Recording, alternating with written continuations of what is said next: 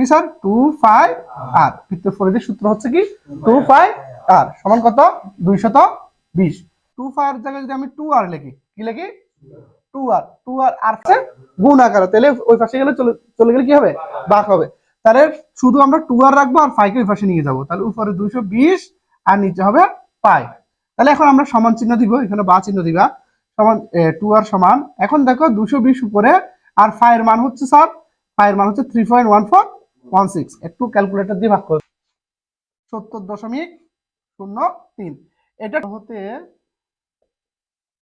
দেখা যায়